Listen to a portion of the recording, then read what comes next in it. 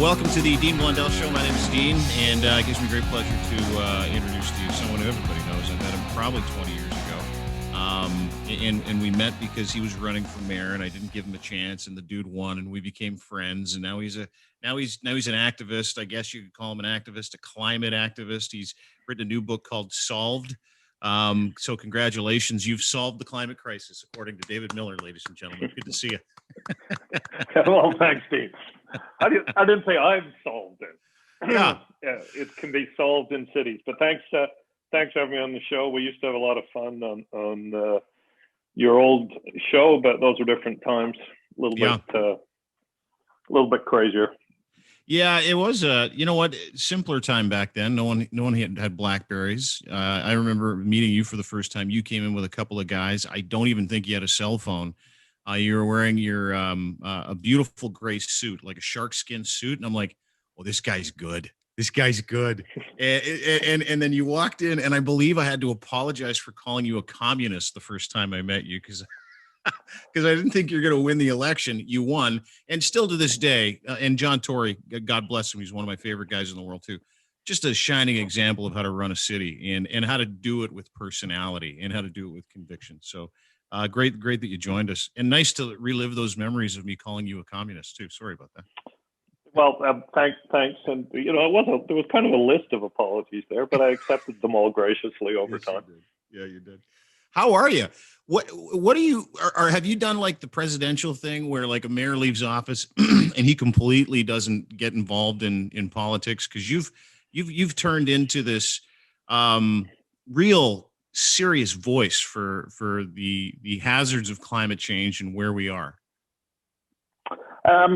Well, I think you need to be statesman-like when you leave office. I've spoken up about one or two issues. I spoke up about transit because I think it's so important. But by and large, if I wanted to weigh in, I should have run again. I chose not to run again for a whole bunch of good reasons, the foremost of which was my kids were just going into high school and I'd never been home for dinner. And I always envisioned if I was a dad, I'd be a good one. And the starting point is showing up. So, and I'm really with this organization called the C40 Climate Leadership Group. It's a group of global mayors, started at 40. It's now almost 100, working on climate change. It's rewarding. They're making a massive difference. That's why I wrote the book, because people, I think, pre-COVID, people were extremely worried about climate. They're going to be worried again once we get through this. Polls show that people, now expect governments to act to deal with urgent issues. There's a real expectation. And I don't think people know the story of what's happening in cities, because there's a lot happening that's real, that's making a big difference. And the thesis of the book is, if you take the best ideas that are happening somewhere and do them everywhere, we really can solve climate change, which I think is really good news. But because nobody knows, I thought I'd tell the stories. Yeah, I read parts of your book, and it's actually really good. It's enlightening because you give backstories as to,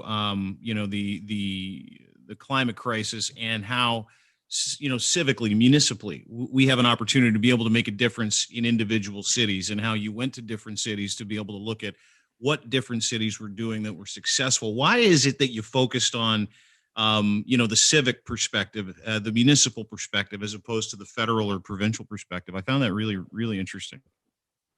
Well, first of all, because the federal governments globally have been shamefully absent from action. They talk a lot. Very good talkers, but haven't really acted. Secondly, there's kind of a fundamental thing here.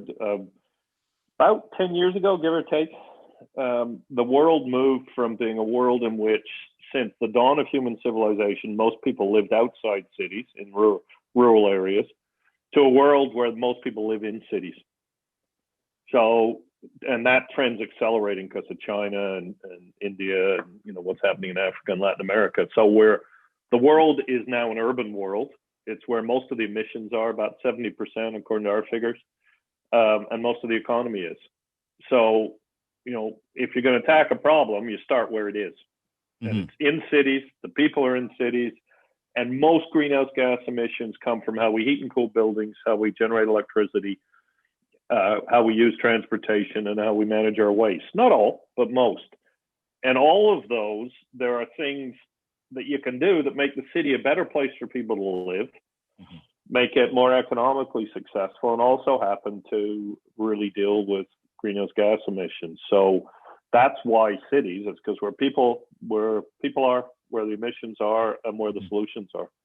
Yeah, and you know, you said it off the top too. Federal, provincial governments probably love talking about doing stuff when it comes to election time. They love talking about the things that they can do for you. They don't essentially love doing it because of the hand of big business. It's really part of this issue, right? And it's one of the things that over the past few years that I have not softened on. I don't know if you could have ever called me a conservative with a hard C, because I didn't really take the time to understand what that meant. And over time, you know, the perspective of science and fact in my life has become so much more important than conjecture or anything my parents taught me, or you know, the narrative that economically climate change is a joke or it's a hoax. What do you say to people like me, that were like me, that haven't taken time to sit and go? You're laughing like, what do I say to someone that was like you? Shut the fuck up. That's what I say. I was just thinking when we talked about the diet I used to be on, which had no carbs after 4. Yeah. And you guys said, so you can't drink beer. And I said, well, only before 4.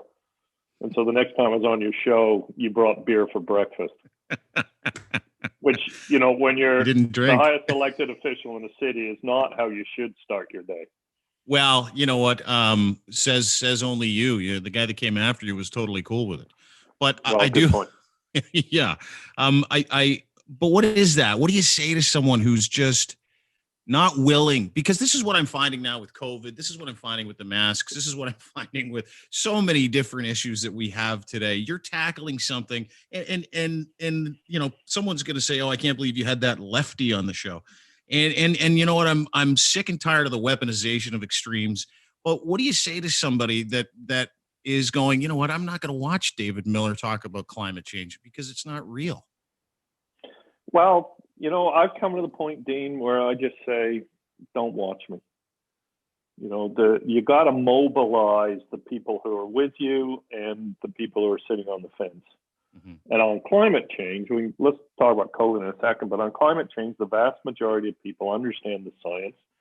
It's not rocket science. And there's a reason. Houston has a climate plan. Houston is the world capital of the oil industry. They've got a climate plan. Why do they have a climate plan? Because over the past 5 years, in 3 of those years, they've had a storm that's supposed to happen once in 500 years. City infrastructure is only built to handle storms that happen about every 50 years or maybe 100. Mm-hmm. So when you have a storm that's that big, it destroys everything. Like, it has massive, hundreds of millions, if not billions of dollars of damage. And, you know, people in Houston, for example, are saying, well, to the mayor, what are you going to do about this? You know, how are you going to help us? We've been flooded. You know, once you get flooded, you can't get home insurance again. Once you've been flooded, you can't get flood insurance again. You know, what are you going to do? And I would just, you know, if somebody is skeptical about the science, I'd just say, you know, look out the window. You know, last year, wildfires in Australia, wildfires in extreme, all in California, biblical flooding in Jakarta. Just last week, they had the second hurricane in a row in Nicaragua. They used to think that was impossible. Couldn't happen.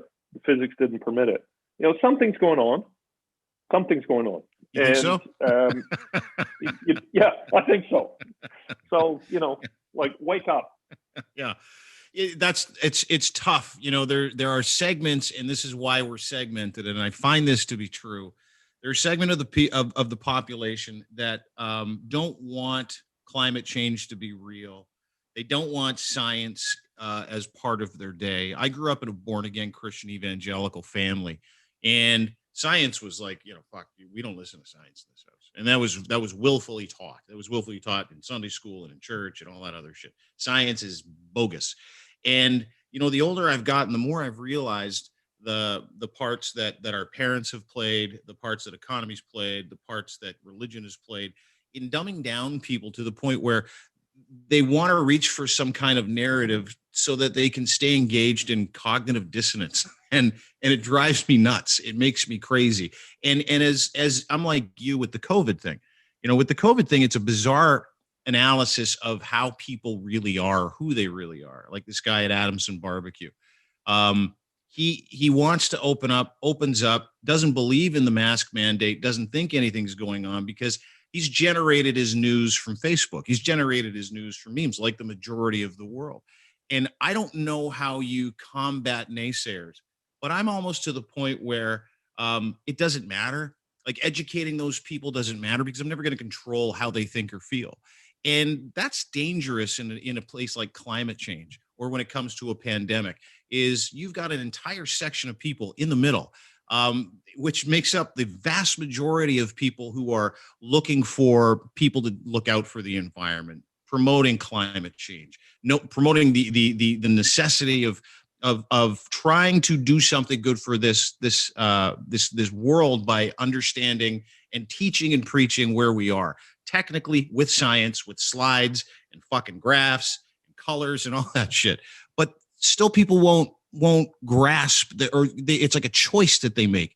And that's the part that I'm flummoxed by personally. Like it bothers me personally that I have settled on, I don't care. I don't care about teaching those people, but that's why I have guys like you on the podcast, because you do still care and you're writing books about it. Well, you make a profound point, and part of it is I didn't study psychology.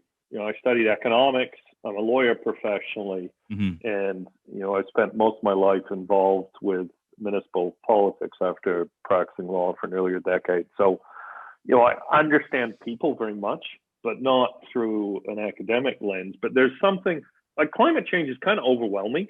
And in a way, so is COVID. And there is something psychologically about that, maybe in a way people don't really want to accept because it's daunting. And maybe it's correlated with certain kinds of religious upbringing. I don't know. I was brought up an Anglican. I was an altar boy. We had our own very formal, church had incense and stuff. But we were brought up to respect science.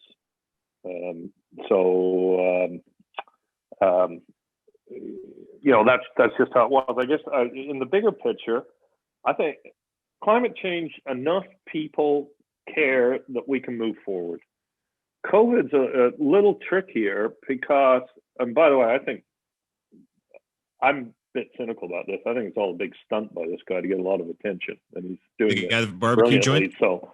Yeah, I'm not mentioning the name. I'm not giving any attention. It's this is how Trump used to behave, right? Do something outrageous just to get on the news. It's brilliant. Everybody's covering it. Yeah, and Dave, part of me gets that too, but I think he let it go too far. I think it was one of those stunts that it was probably planned as a PR stunt.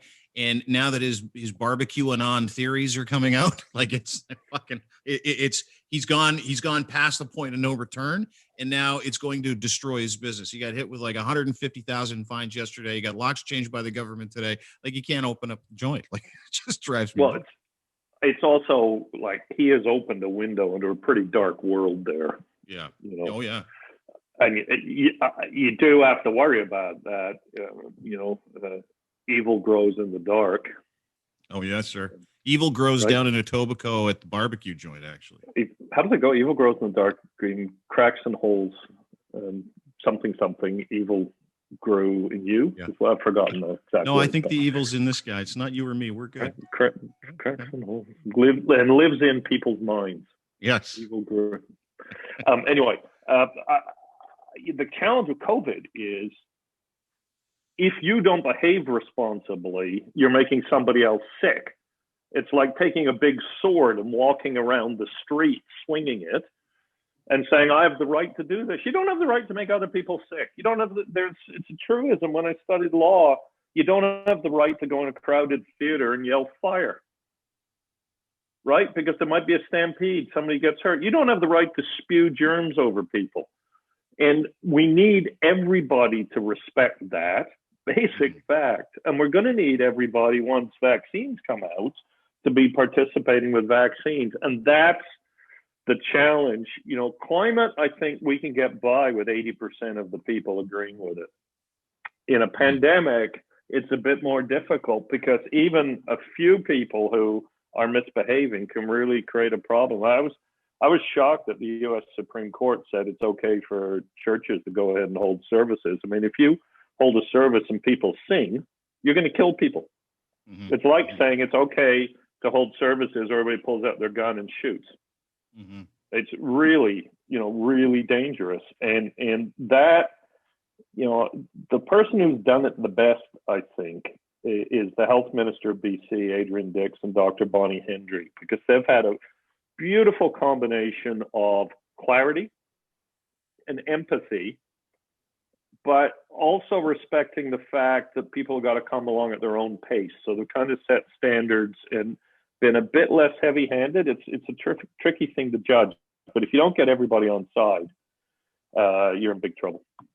Talking to David Miller, former mayor of the city of Toronto. He's a lawyer, climate activist. His book is called Solved.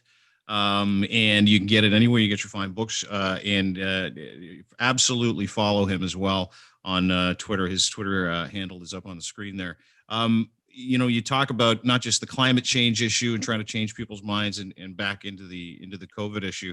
The one thing that I can't stand is whining at this age. Whining is just a waste of my time. And you can steal my shit, just don't steal my time, because I can't get any more time back, David. That's how I feel. I've always felt that way. And when you get older, you feel that way more and more. So the whining that I see and the time it takes me to be able to go through the whining, to be able to ascertain whether or not the people that are whining have a valid opinion, drives me crazy. Case in point, everybody now leaning on, you talk about clarity. The lack of clarity with the approaches to who can open and who can close. Is that what you're talking about? Are you talking about the fact that there are different rules for Quebec as there are different rules for Ontario? Is this a government thing? Is this a scientific thing? Should we be having clearer, mandates brought to us by health ministers in all parts of the country? Because to me, this is really, it's fixed easily with a federal decision or a federal mandate, but leaving all of these jurisdictions provincially and municipally up to their own, devices, that seems to be where the messaging gets all fucked up. Well, I'm less worried about, Quebec having a different approach than Ontario. Then the key thing for me is a real clarity of the communication. And it needs to be clear and the reasons why. And, early on, the message was clean all the countertops and wash your hands, because every other pandemic had been spread by drops being on services and living. So now it looks like it's airborne.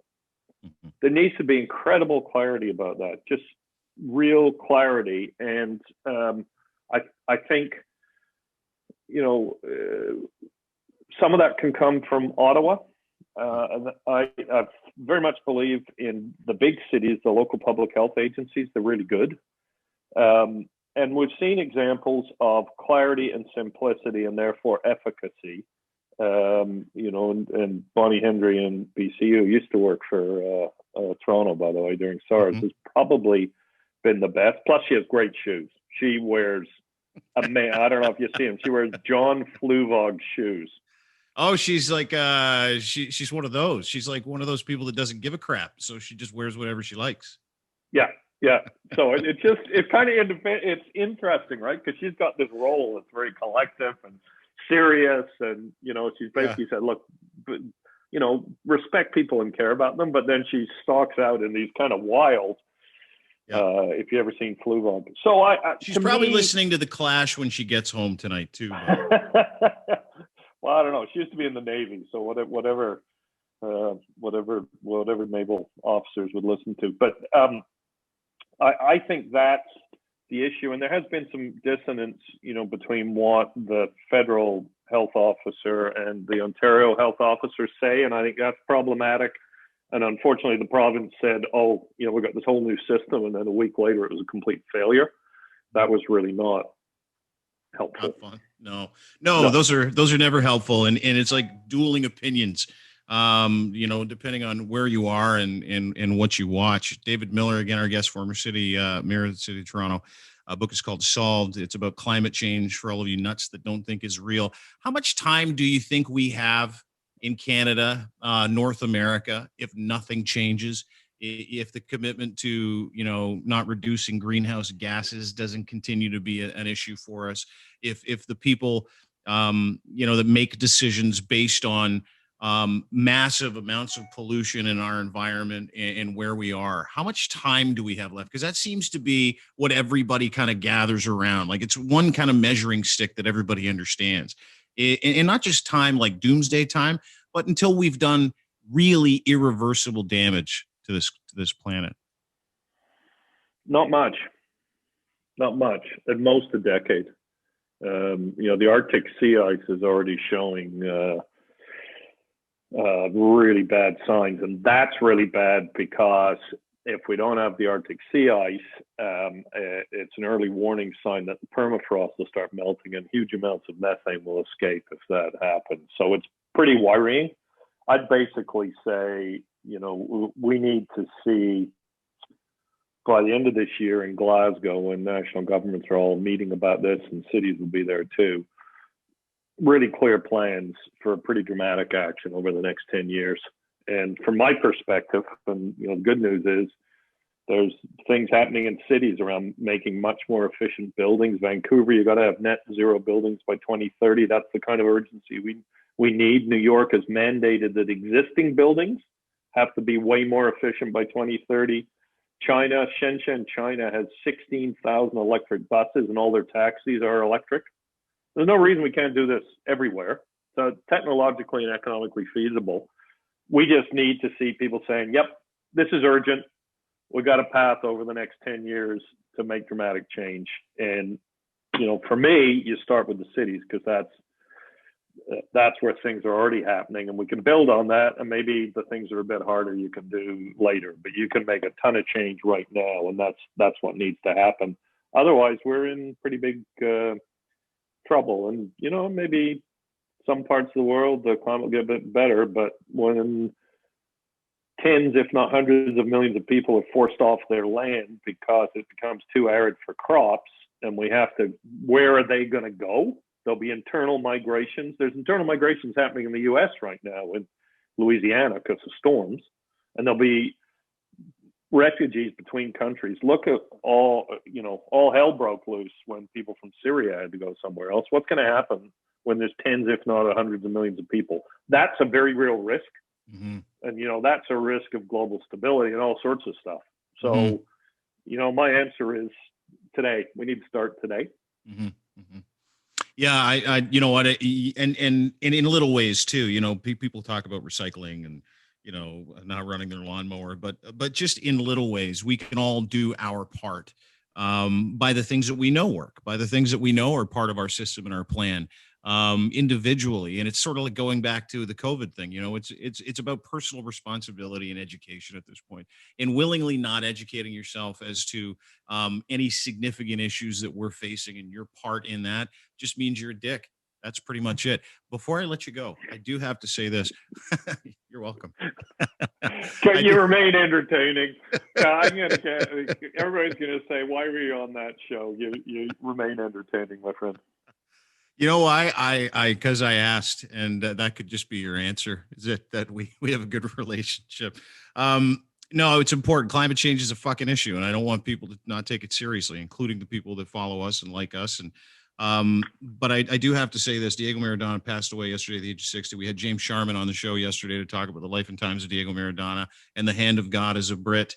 What? and then a few years ago, him going, "Yeah, I totally cheated. Eat it. We won. Doesn't matter. Also, we want the Falklands back." But what was Diego Maradona like to watch? Because you were a young man when in 1986. When they won the World Cup. What was it like? Were you just terrified of him as a young British soccer fan? Mesmerized. I go back far enough that I was celebrating in 1966 when England actually won the World Cup. Just before the Leafs won the Stanley Cup. Some kind of, some kind of history. He's mesmerizing, and I there's some videos going around. There's one I saw yesterday of him warming up to music. Mm-hmm. It is unbelievable. He was just mesmerizing. I mean, we were furious with the hand of God, but you just had to admire him. He was so brilliant. And there are very few athletes that have been so skilled. And I feel his fame was a burden. The entire world recognized him. There was nowhere he could go ever. It was a burden. And we've seen it in other great athletes, particularly great soccer players. George Best, a guy named Paul Gascoigne was great for England. They all destroyed themselves with alcohol and, Maradona with drugs. And I think that the burden of being this incredible, unique, brilliant, talented, world-renowned athlete was too much, particularly when he couldn't do it anymore. How do you have that gift and it goes? It's like dying, but you're still alive. And he gave us so much. I mean, from a supporter of the UK national team, it was bad. But as somebody who loves the game of soccer, he's incredible. And I went to the Bombonera much later in his career. I happened to be in Buenos Aires. My friend's married to an Argentinian. I'm married to a Venezuelan. They both call the Falklands the Malvinas, by the way. I'll let them debate it. We went to the Bombonera, and it was crazy. And Maradona showed himself. And the place went nuts. Like Boca Juniors is where he started, right? And there are, I don't know how many people fit in the stadium, 80,000, and they're chanting Maradona, Maradona, I'm getting chills right now. And the place was crazy. When we walked up the ramps to get to our seats, which was the very top of the stadium, people were throwing bits of concrete they pulled off the stadium at the fans below because they thought they were on the opposing team, like chunks of concrete the size of my shoulders. Right? It was craziness. But then you get there, and there was such love for him, and they were just chanting his name, and it's I had chills up my spine. Now I'm getting it now. He was unique, brilliant, and it was a gift for all of us to watch him, even if he was a cheating bastard. Do you remember where you were for the Hand of God? Were you watching that live? Yeah, I was in. Pretty sure I was in the Madison pub, drinking soda water. That wasn't soda water, bud. You're lying. And if you start lying now, no one's going to believe your climate change book, buddy. Okay. I had a pint. And do you remember? Did you cry? It's a joke. I thought Dean Blundell used to take jokes. Like that was a joke. It was a joke. Dude, I know you're joking, but I also know that you had your pints, and I know you love your pints, and I don't begrudge anybody that loves their pints. As a good British lad, you should love your pints. But I'm trying to draw out the emotional experience from the Hand of God moment from you as a British national fan and as a British national. Furious, right? Furious. Did you know? Because there's no replay back then, right? You're like, oh fuck, can we see it? Did they try and slow-mo it at the time? No, or were you like... I thought we had a replay, but that's fuzzy. But there was no question. You can't. Like, the shortest guy in the pitch can't leap up higher than the goalkeeper. Okay, like it's kind of obvious. It's not. He was a cheating little prick, but just brilliant, mesmerizing, and fabulous to watch.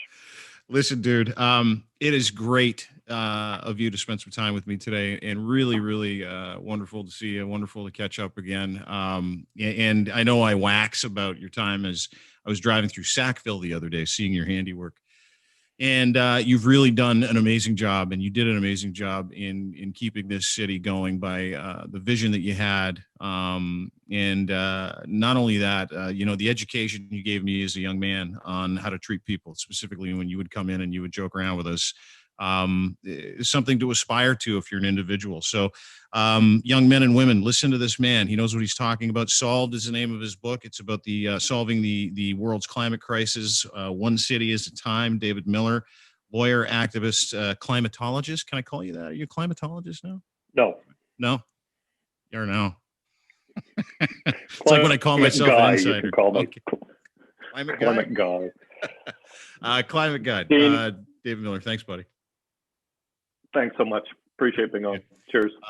Thanks to our friend David Miller for joining us today. We appreciate it. And thanks to you for being part of this podcast as well. We appreciate it. We'll be back in just a second with Zoey.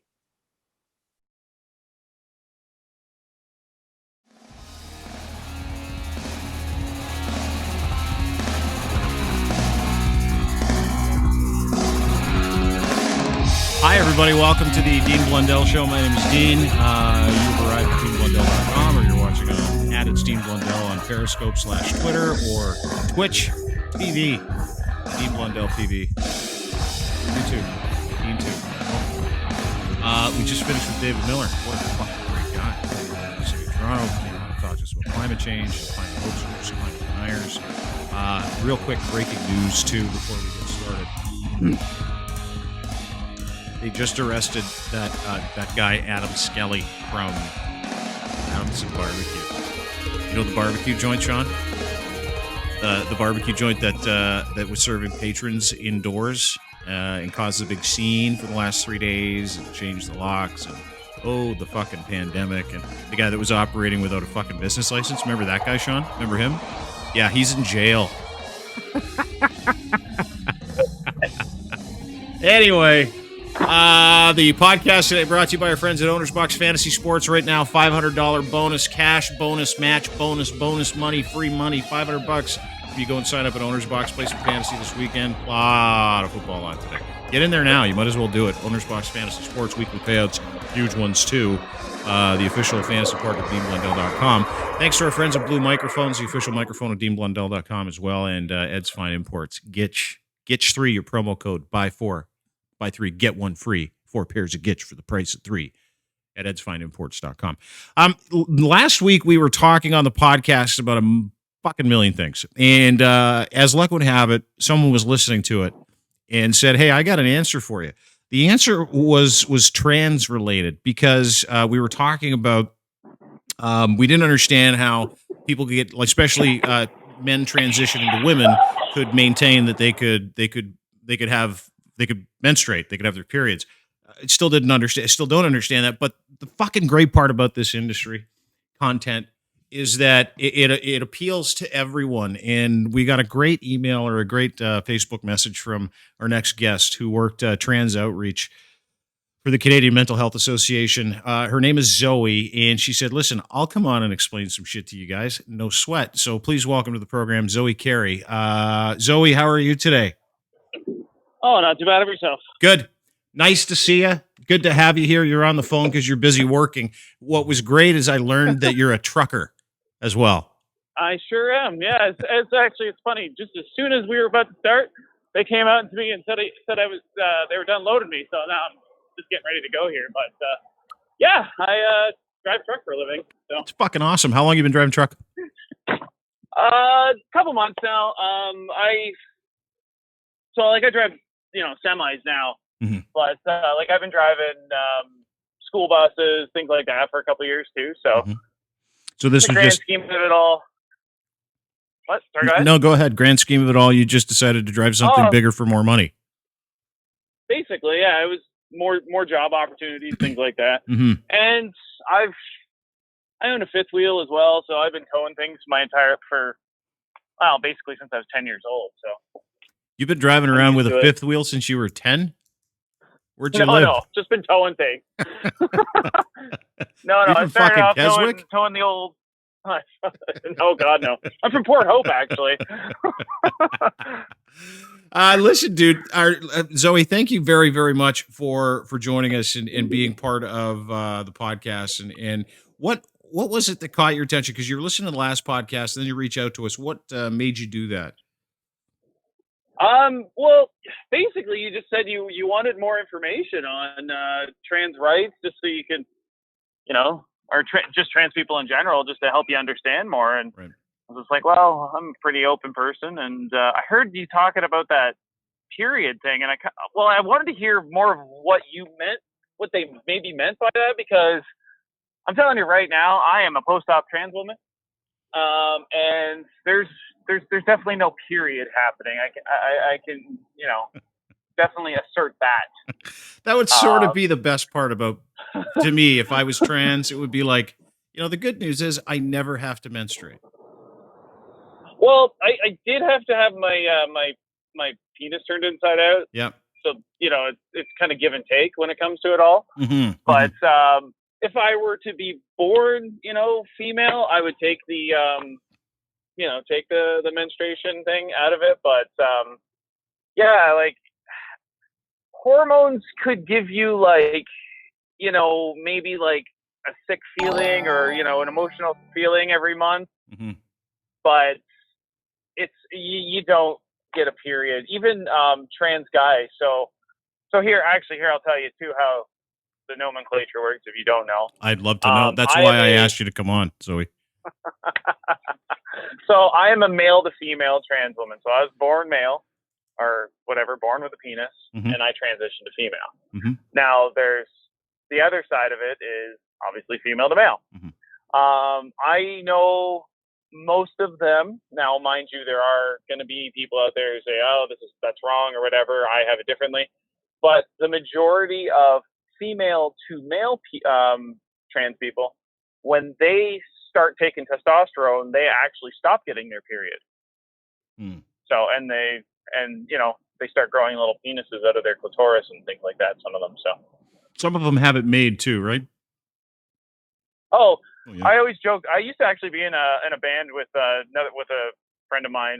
He was a trans guy, and I used to always joke how like we could go into a gig or whatever, and nobody would know that he was a trans guy.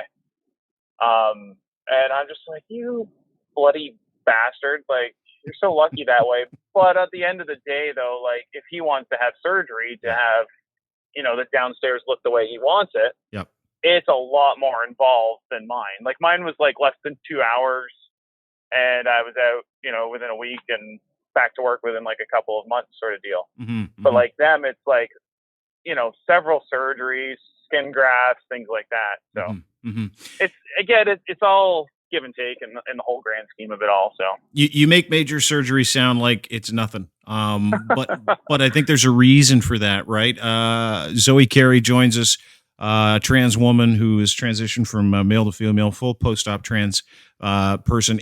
Tell me something. When did you? Because you were married at one point, and we've actually spoken before. Remind me about that. Yeah. Okay, so when you were still with can we name your old places? Okay, yep, yeah. Don't care. I used to listen to you all the time on the Edge when I was working, more locally. But I had actually called in for What's Wrong With You, mm-hmm.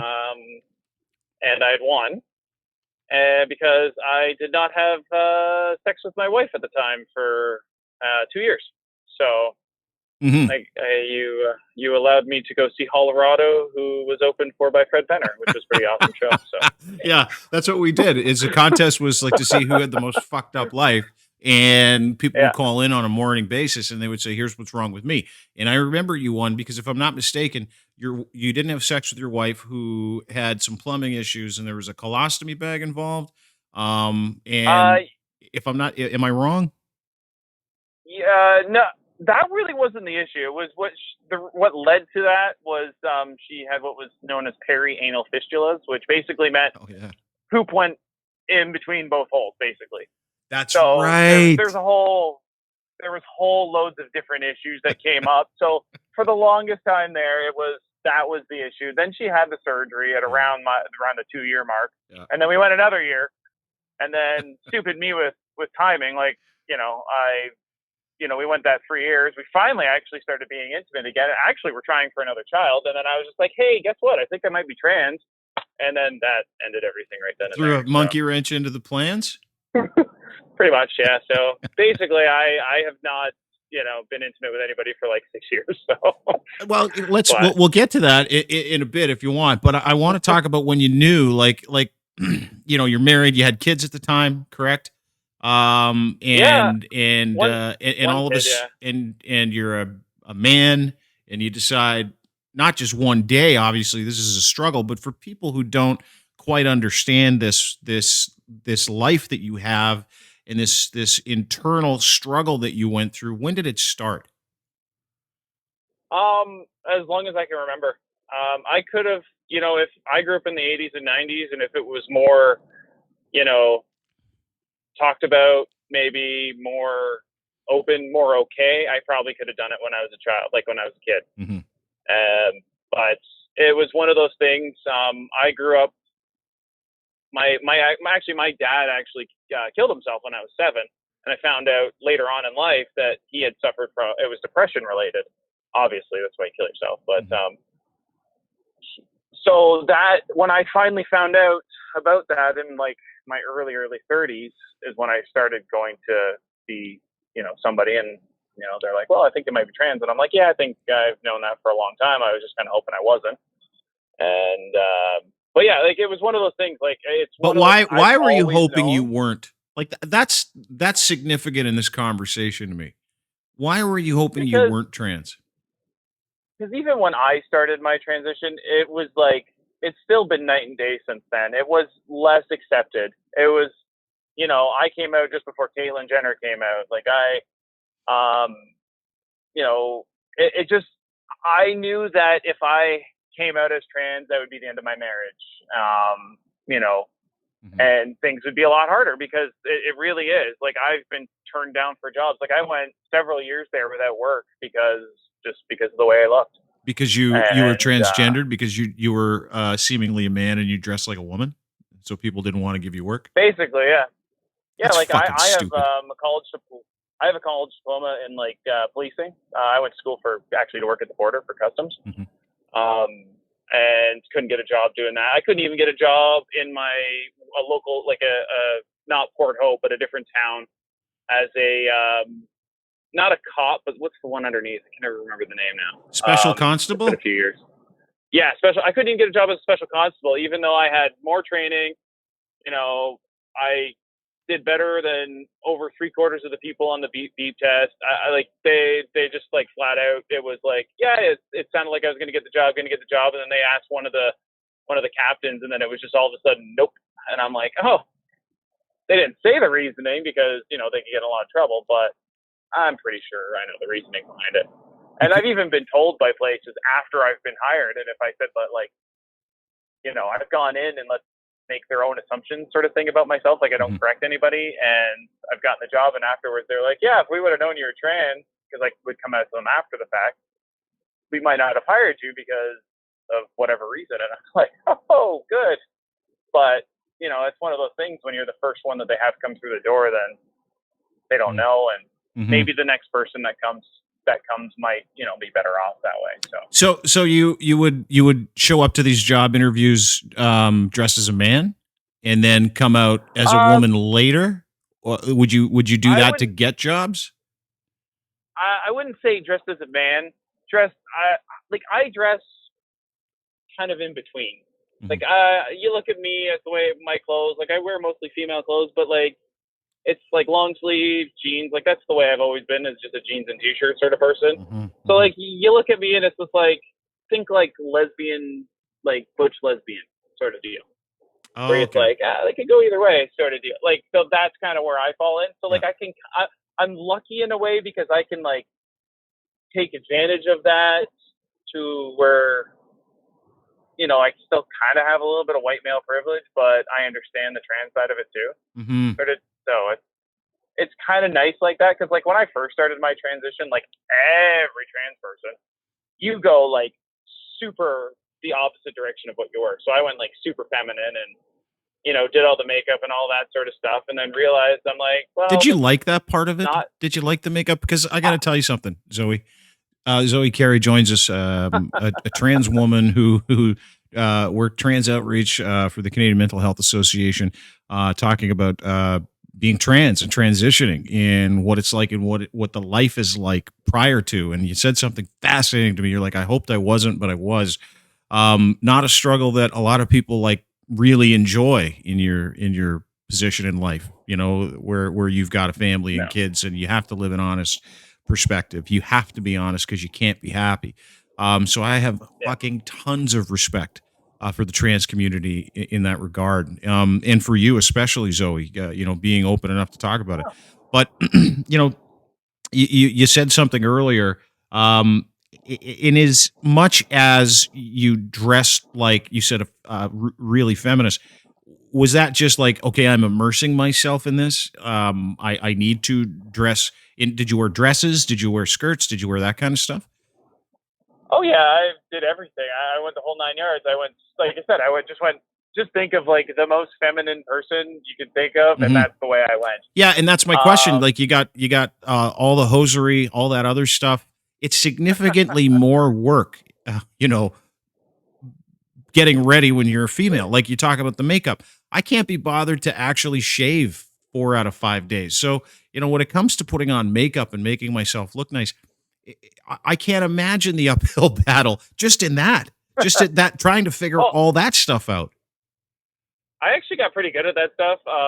But it was just more of I'm like, I enjoy it. I still do like it. Like it's not something, but I just, on a day-to-day basis, I'm still kind of lazy. And like I said, I'll just throw on jeans and t-shirt and go out the door sort of deal. Like I live in a truck now, like we were talking about. So like, awesome. I'm like, I need to, okay. So here's another thing that happens with trans women.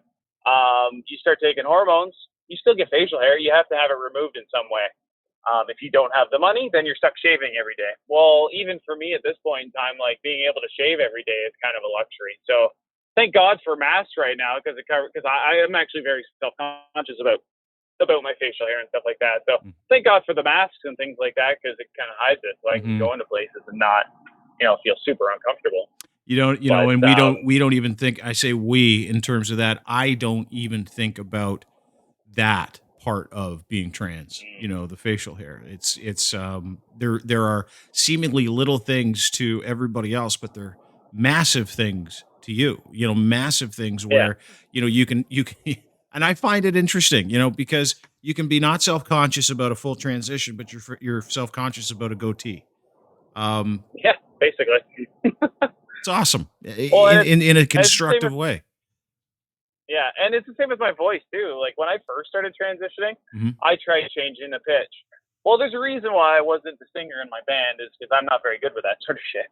So I got called creepy by I used to own a business doing non-emergency patient transfer back, years ago.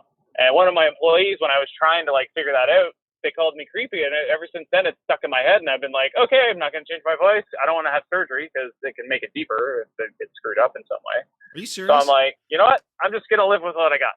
So, and if you want to go, but dude, if you want to go full octave higher or a couple octaves higher, fuck those guys. Get rid of those comparisons. Yeah. Fuck those guys. If that's something that you want to do and it's important to you, much like wearing a mask is today, then fucking do it. Yeah. Like that's the freedom, right? That's where I think people find that freedom, is being able to drop comparisons or not allow someone else's perspective to creep into their day to control only things they can control. And if you can control it, something you want to do. But I also love the fucking screw you. I'm not going to change for shit. I'm going to keep talking like this for the rest of my life because I'm me and I love it. Yeah. Hey, you know what? The way I look at it is, I have a niece who's got a deeper voice than me, and she was born female. So I'm like, well, fuck it. I don't. You know what? Everybody has a different. I don't want to maybe over exaggerating a little bit if she actually hears this, but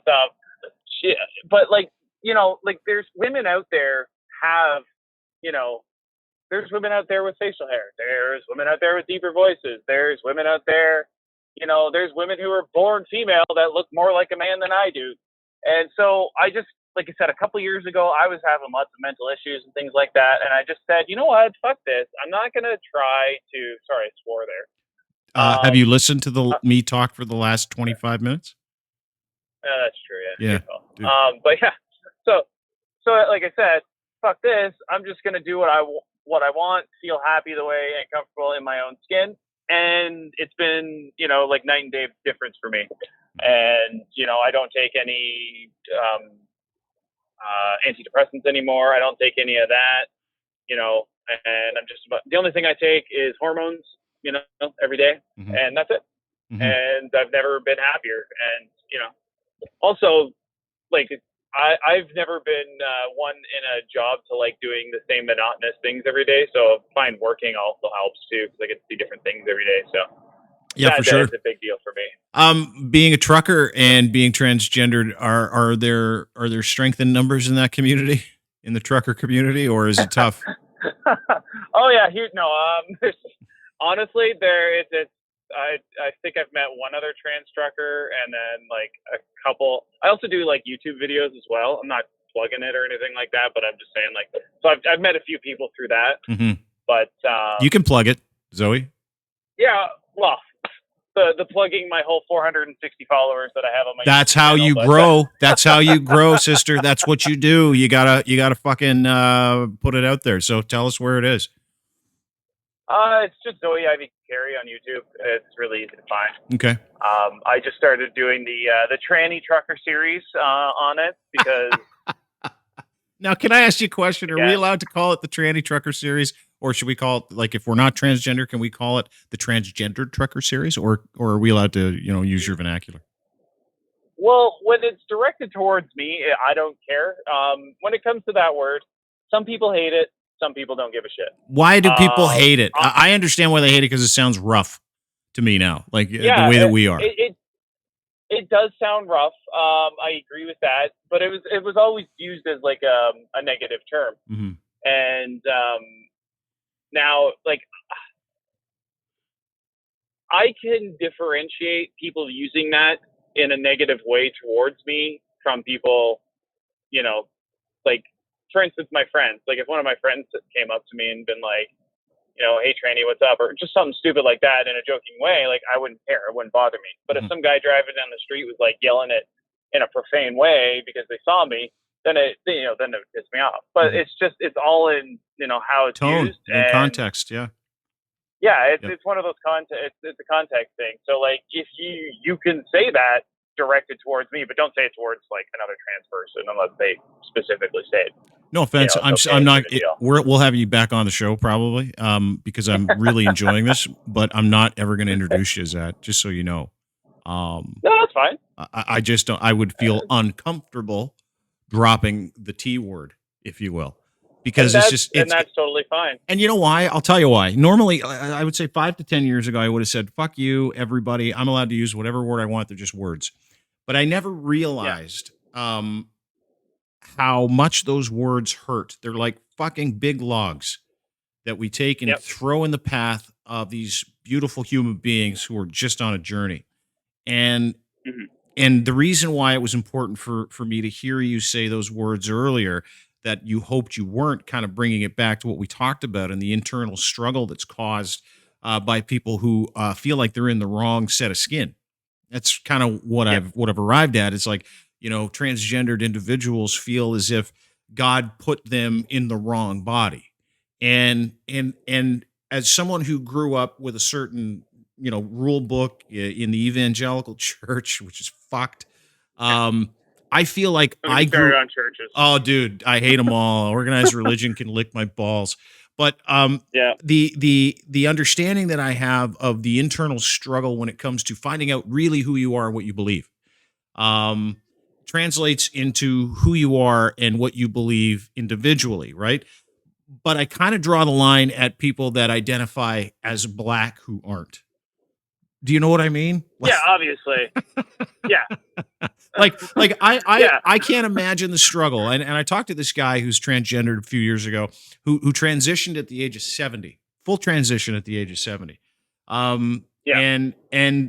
Listening to the work involved in that full transition at the age of 70, a grandfather who had a comfortable life, who was retired, who lived alone because his wife passed away, and he just had to do it. And listening to him tell me the story about how he feels at 73, fully transitioned into a female, as opposed to how he felt at the age of 70, hiding behind this thing that he knew he wasn't. He knew deep down he wasn't. The internal struggle was very fucking real. It is no different than anybody because in the end, it comes down to how it affects your mental health, right? You talked about how you weren't in a great place a couple of years ago.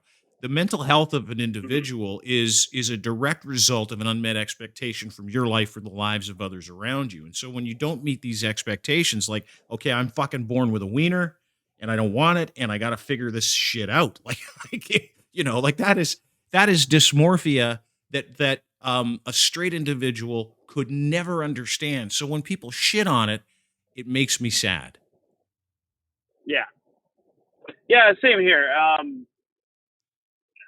I get a little, what's the word? We were talking a little bit earlier. And you're saying how, like, for yourself, you're a very angry guy, and things like that. And so was I. And that was the thing for me. Like, I knew partially actually transitioning was kind of my hope to even try to save my marriage, because it was on a bad trajectory as it was because of my anger issues. Mm-hmm. But the anger issues that I discovered were because I was trans and hiding it. So it was like, yeah, like, you understand what I'm saying? Like, I'm kind of 100%. Yeah. 100%. Yeah, It's this fucking rage that lives inside of people that they can't qualify and they can't straighten out. And to the point where not being able to straighten out this thing that's intrinsic inside of you. It's as fucking normal as breathing, but you've had to deny it and you've had to lie. And everybody knows how dangerous lies are. And when you understand the facts involved behind, human being who's trying to live a happy life. And that's really what it comes down to. People can point to sexuality and identification and the process involved in how people identify and what they feel like they are. But really that has very little to do with it. It has, okay, fuck, this person, Zoey Carey, what was your name prior to transitioning? I used to go by Ryan. Ryan. So back in the day, this individual Ryan isn't Ryan. This isn't Ryan. This is Zoey. I'm in here and I want to get the fuck out. To the point where you have life-changing surgery. The idea of cutting off my genitals doesn't sit well with me on the best of days. Being willing to do it so you can be happy. And I'm being serious. Yeah. Being willing to do it so you can be happy is heroic to me in some regard. I don't like to use that term, the heroic thing. It was just, like I said, it was just something I needed to do for myself. But technically, I didn't cut them off. They're still mostly there. How does it work? How does that work? Literally, it's just taking your outie and turning it into an innie. There's actually good video on the internet of the actual surgery. There's two different ones. There's of your surgery? Not mine in particular. I didn't bother with that because there's already those videos out there. But there's a an animated style one. So if you don't want to see all the blood and everything like that, it's not an actual cartoon, but it's like computer animated or whatever. Of how they do it. CGI. And then there's the actual one, on a person where you see blood and everything like that. So it's really interesting. They literally throw away your testicles and that's about it. Do you have any pre-op paranoia or going, because that's point of no return shit for everybody, right? When they throw your nuts out. No paranoia. I was worried it was just my luck. It would go bad. Like there are situations where it's gone bad, but I went to one of the best surgeons in the world. So I wasn't too concerned, which is in Canada actually. It's in Montreal. So I really had no complications after surgery. I barely took any, medications after surgery. I think by the second or third day, all I was taking was acetaminophen. But I actually had both done. I had boobs and bush done. So you went the full boobs and bush in one shot. Yep. Actually, the government of Ontario paid for it. So congratulations. You know what? One good turn deserves another. So did you go big? Did you go big with the Hooters, Zoey? Can I ask? Well, I'm a fairly large person, so I went with a D size. So it's just they do them to fit your body, sort of thing. So you can't request when you go in there. Let's say you're going. This is a completely innocently ignorant question, but can you make requests when you go in, depending on from what to what you're transitioning or who to who you're transitioning? Well, because I wasn't paying for the boobs, they're kind of instructed to just do what suits your body. Okay. I'm sure you could go a little bit bigger or smaller if you really wanted to. Like if you're like, hey doc, give me a few extra cc's in there. Yep. But like I said, the surgeons in Montreal at GRS Montreal, they're awesome. They literally are the ones who are rewriting the books on it. And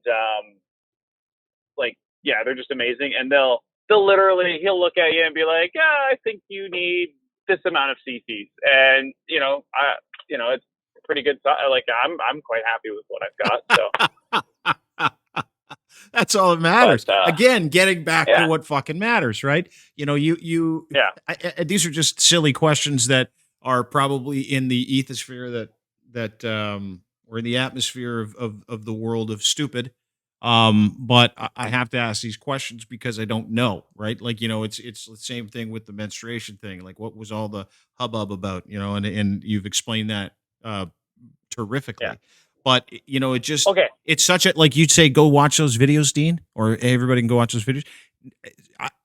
I'm not a queasy guy, but those are one of the videos like operating in that area that I probably would have a hard time with. And that's just me. My ex-wife can attest to this. The first time I watched that video, we were actually on our way back from Florida. Yeah. It was just as I had started. Like we left the day we left for Florida. It was kind of like our last big family vacation or whatever.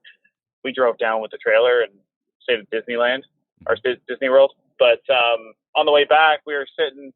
I had a couple drinks. We were sitting there having a couple drinks or whatever, and I started watching that video, and I almost threw up.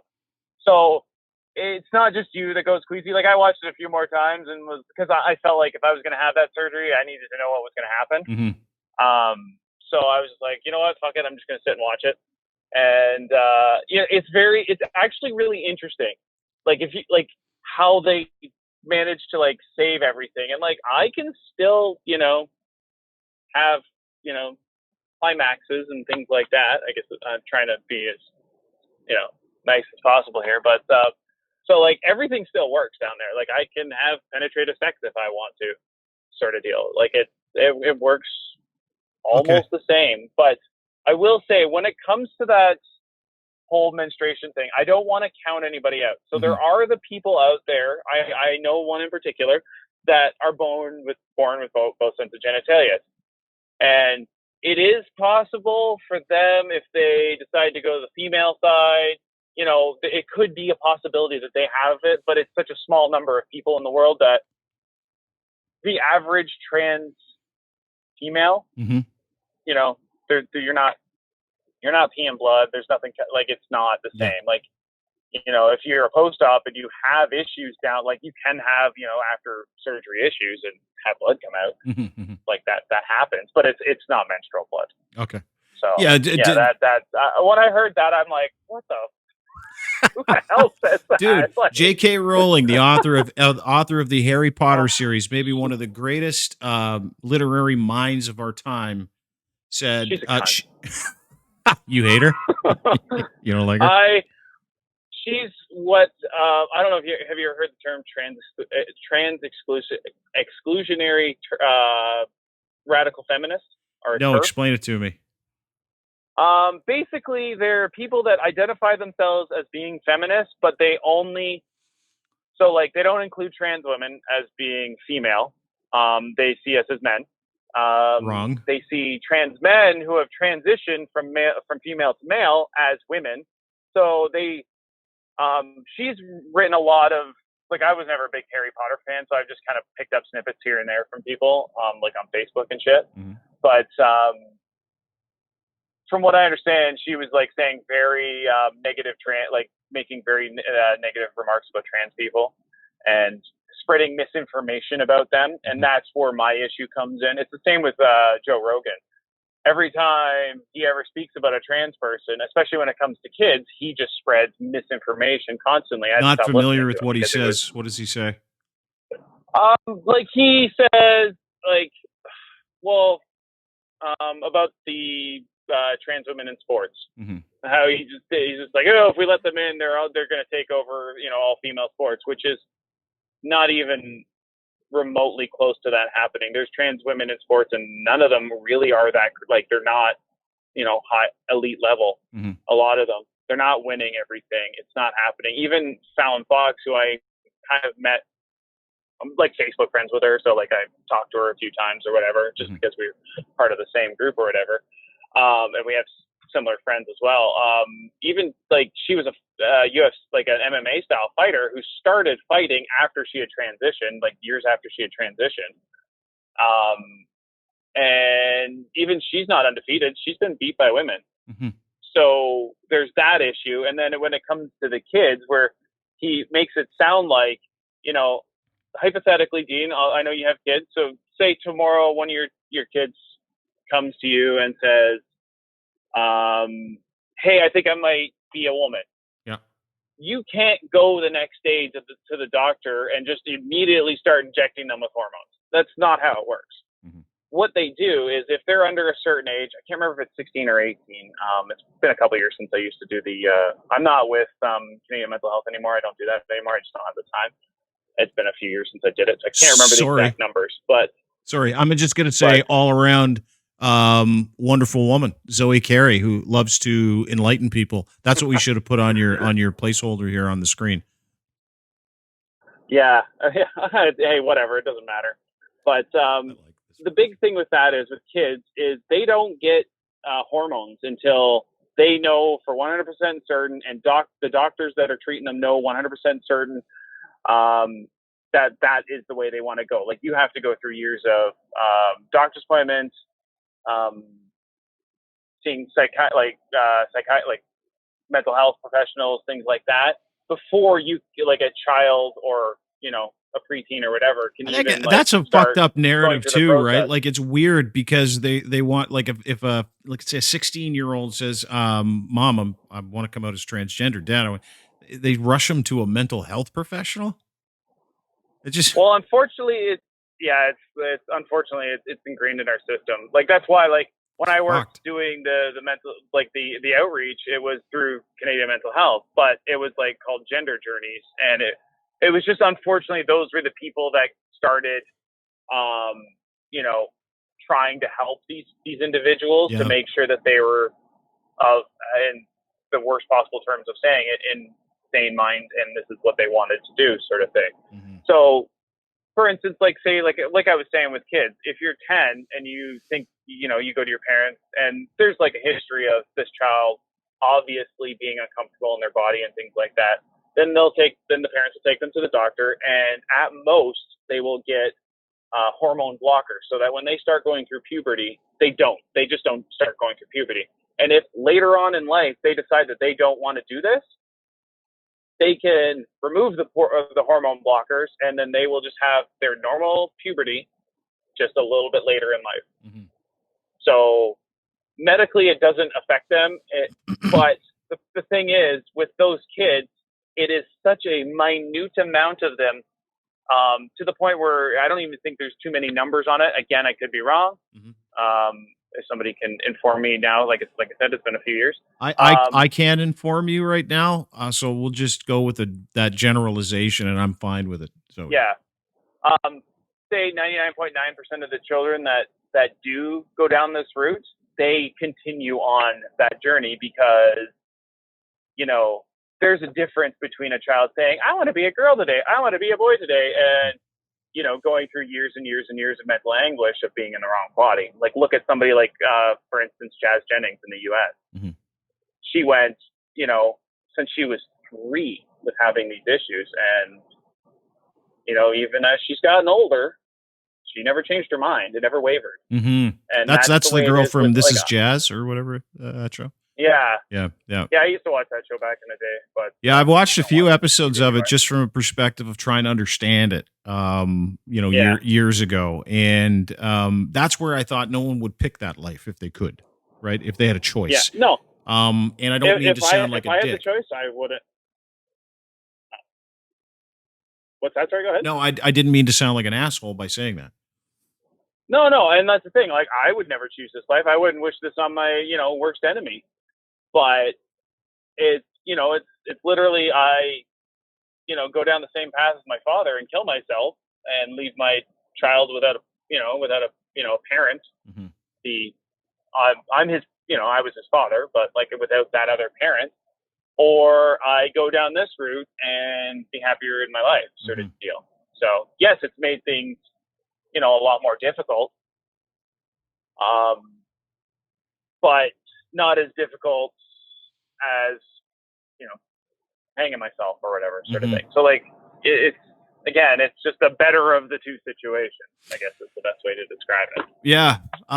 For those of you that think that being transgendered is a choice or a defect, For those of you who think that the LGBT community has a choice in how they feel and what comes out of who they are.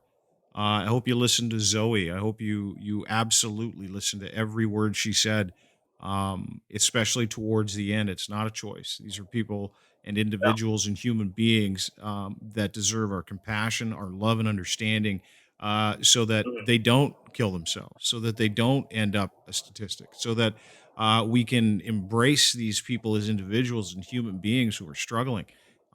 So I appreciate the enlightenment, and more importantly, I appreciate the honesty as well. And I can't wait to meet you, Zoe. I'd hang out with you any day of the week. I don't care what's on your chest or between your legs or lack thereof. You're a great human being Well, and very well spoken, and you represent the transgender community very well. And I'm enlightened and appreciate your time more than anything. yeah, thanks for listening. Like I said, I've listened to you for a long time. So, and honestly, like I remember back in the day how you were and things like that, and it was really nice to hear you start like your kind of change in attitude, like you've said in the past. Like it's nice to hear that because that's what people need to do, and the more it's talked about, the more open it is, and the better everybody is. Mm. But I was a little disappointed though that Darren wasn't on today. I was kind of hoping to talk to him too. Yeah, we But were too, but he was late for yesterday's podcast and probably didn't yeah, even look at his email today. He's a fucking rock star, Zoe. He still acts like a rock I star. know. I love him. Hey, I was a kid when Goldfinger was big, so I was just like, man, I love that band, and even like his other projects, like the Palace and stuff like that. So Yeah. I was like, oh, man, and like I said, I used to be in a punk band, so Oh, did you, not dude? We'll anymore. We broke fucking. up. We're But gonna yeah, have you back. Sorry, Zoe. We're gonna have you back on the that's fine. podcast. Listen, I've called you dude 3 times, and it's only because of the Fair. audio. If I saw a video of you, because I just have a picture of you in a fucking kick-ass motorcycle helmet riding a bike, so that's the only picture because that's what everybody's seeing. So I humbly apologize for that. This is going to require No, some don't worry. work just on my audio portion, just of me saying, you know what, Zoe is a lovely young lady and someone who I aspire to be as comfortable and as open with. So I appreciate you doing this. And listen, when you talk about how I used to feel, I always felt like this. I always Mhm. felt like advocacy should have been more part of my personality. Yeah, Advocating for the unfair, advocating for things um, that that other people fucking struggle through, but I never struggled. I yeah, never had. I always knew I was straight. I never had to question my sexuality in dark, quiet moments. I never had to, dude. I was allowed to come and go as I pleased, and those were jokes. Your community is not a joke. What you go through is not a joke. We can laugh and have fun and no, tell jokes about the yeah, lighter side of this, but that internal struggle, and after going through some downtime in my life, I've realized that no one's exempt. No one's exempt from yeah, sadness. No one's exempt from struggle. No one's exempt. And so, if there's a way that I can take some logs off those paths and be able to educate people along the way, and at the same time, be an ally in every capacity from a perspective of education, understanding, and compassion. That's yeah, all I want. That's all I want out of this life because this is happy to me. This is a happy yeah, result. This is a happy conversation. This is an honest conversation about an individual who not a lot of people would have heard your story. And I want to tell these stories because they're important fucking stories to tell of the disenfranchised. hmm If we can't do yeah, something with what we've been given, and you know what, I was given a lot and I didn't use it properly most of the time. So if I can use this properly some of the time, I'm a pretty happy guy. And so it's my pleasure. So thank you. Hey, like I said, I'm about just trying to help other people. Like what I'm okay with and what the next trans person you meet with is not the same. But if I Yeah, can but you break know down what, those Zoe? barriers I for think people, every but community has it's like listen, we old stupid fucking hey, white guys have like terrible examples. Every group has its extremists, right? Like there yeah, are extremists in the well, trans community who you probably fucking hate. There are extremists that are oh white yeah, guys who I fucking hate. They're called racist KKK members, by the way. There are extremists in every sect, denomination, group of individuals. So we'll just shit on those people together. Yeah, well, the alt center, that's where it's at, man. Alt middle, baby. I was just alt middle. Yeah, that's what it was. Yeah, alt middle. Sign me up for that shit. That's where I sit. So Zoe, you and me, we're gonna go a long way. Appreciate your time. Thanks for this, Zoe. We'll talk to you soon. Yeah, for sure, man. Have a good one. All right, Zoey Carey, trans woman who transitioned from male to female. Sorry, male to female. That's not something that you do on a Sunday for kicks, by the way. It's not like, Sean, that's not like when someone goes, hey, you want to go for wings? Sean Sargent, our producer. I hope people got that out of there. I hope people understood that from Zoe. That is like, Zoe didn't ask for this. Trans people don't ask and beg to go through this unbelievable fucking life. And some people never actually take the step, right? Like there's people that are hidden their whole life in this community that just haven't taken that step. And so it's really interesting to hear someone that's gone through that phase of making the commitment, making a big change in their whole life, and it affects everything. So well, because you've gotten the looks, you know how trans people are looked at by losers. Everybody knows. Everybody knows. And so when you make that decision and you can't go back, you just heard Zoe tell his testicles are in the garbage. Her testicles are gone. Garbage. Threw them out. It's not like going to get your hair cut. No. It's fucking God. And she says she's not a hero, but that's like hero shit to me. It's impressive. It's super impressive. It's hero shit to me. You should have sat and listened to this fucking conversation I had with a 73-year-old guy that transitioned when he was 70. Hospital for like a month. Yeah, that's what I mean. Someone that goes through at 70, like you've gone your whole life. Yeah. That's the most badass thing anybody could do if you ask me. And I'm being fucking serious. Yeah. Yeah. You dick wallopers out there that don't share that opinion, I don't care. That's a badass. Yeah. And be I proud wished I was a 10th of that. Yes. She seems super proud of herself and how happy she is right now. So she good is. for her. She is. And I fucked up twice. I said, dude, or 3 times. I said, dude, 3 times, just because I wasn't seeing the person. I was hearing the voice of this individual and so cool about it too. Like an understanding from an individual who's like, I get it. I'm not upset. Because the intention was good. It's fucking great. Love that. Yeah. Alt middle. Do that. Alt middle, baby. We'll take transgendered people. Bring us your transgendered and your gay. Bring us your straight. Bring us your black. Bring us your white. Bring us your Asian. Come one, come all. If you hate every other extremist as much as we do, plenty of room in the alt middle, baby. Rex Chapman loves it. My boy Rex Chapman on Twitter.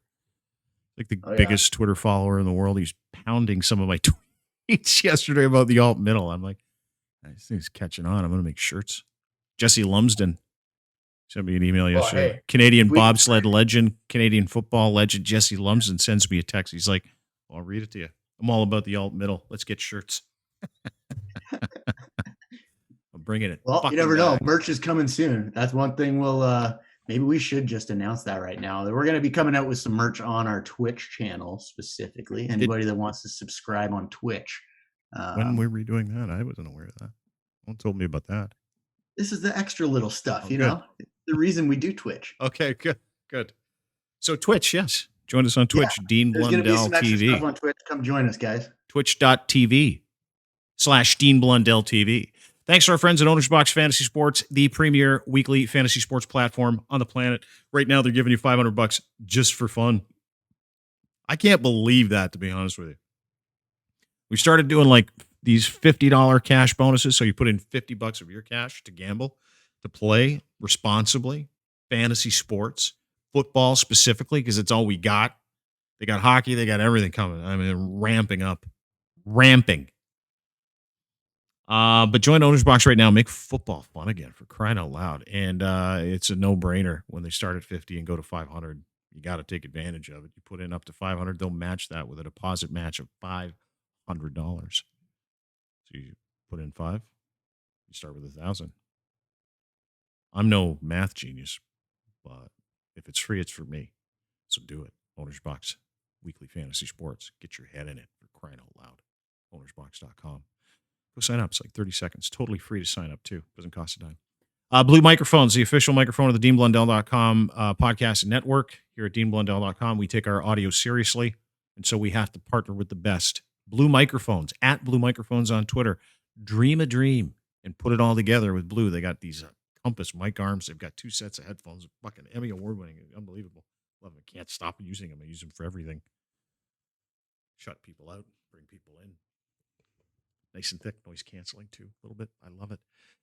Anyway, thanks to our friends at Blue, because not only are they the best podcast broadcast gear company on the planet, they're also rewarding you for having a podcast. If you go to DeanBlundell.com right now, sign up for the Show Us Your Pod contest. We'll just pick your podcast. Could be yours. Could be you that we pick to join the DeanBlundell.com network. No great shake, you say? Screw that. I'm going to give you a whole bunch of shit, too, including a bunch of Blue microphone stuff, including this Blue Yeti X microphone, including these headphones and a Compass mic arm. You got to podcast properly if you're going to join the DeanBlundell.com network. That's what I hear. That's what I've been told. Blue microphones. Thank you. Ed's Gitch. Buy 3, get 1 free. That's how he does it. Loves giving away free stuff, too. All this free stuff around me. All over on this page. Down there, over there, up there, over there. If you order right now from edsfineimports.com, his Gitch, his own branded underwear, pouch in the front, boxer brief, super breathable, the most comfortable underwear on the planet, luxury Gitch. Send them to you for Christmas. Send them to you way before Christmas. Plus, he'll give you 1 pair for free when you buy 3 with promo code Gitch and then the number 3 at edsfineimports.com. That's it for us. Sign up on the newsletter at deanblundell.com. Other than that, I don't know. I'm going to take the weekend. It's Friday. Well, it's not Friday now. It's Thursday. But I have no plans to podcast tomorrow, and you shouldn't either. They don't do well on Fridays. That's why. It's an analytics thing. Plus, we'll just pull a whole bunch of shit out of this podcast, throw it all over the place. Huh?